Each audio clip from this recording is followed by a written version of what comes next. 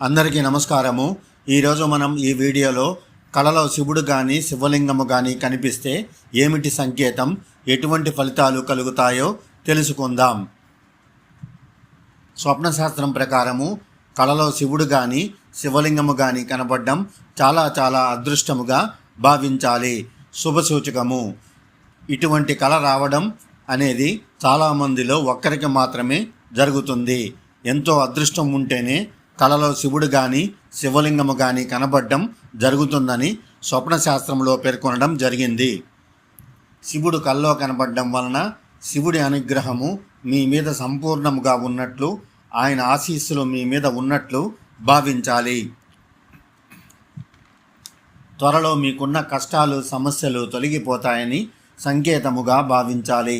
ఐశ్వర్య ప్రాప్తి కలుగుతుందని సంకేతముగా భావించాలి।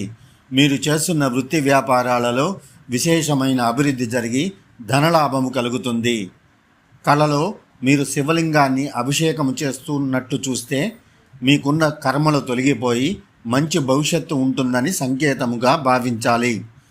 గర్భిణీలకు కళలో శివుడు కానీ శివలింగము కానీ కనబడితే మంచి సంతానము కలుగుతుందని సంకేతముగా భావించాలి।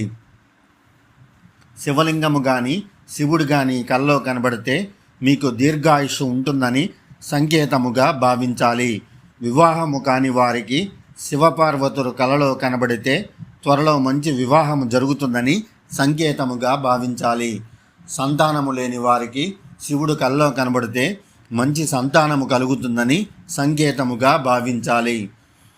ఇదివరకు మీరు శివుడికి ఏమైనా మొక్కులు మొక్కుకొని మర్చిపోయినట్లయితే శివుడు ఈ విధంగా కలలో కనబడి గుర్తు చేస్తారని సంకేతముగా భావించాలి। ఈ కల వచ్చిన మరుసటి రోజున శివాలయానికి వెళ్ళి అభిషేకము చేయించినట్లయితే సత్ఫలితాలు శీఘ్రముగా లభిస్తాయి। ఈ వీడియో గనక మీకు నచ్చినట్లయితే లైక్ చేయండి, షేర్ చేయండి। మరిన్ని ఇటువంటి ఉపయోగకరమైన వీడియోల కోసం మా ఛానల్ను సబ్స్క్రైబ్ చేసుకోవలసినదిగా ప్రార్థన। నమస్తే।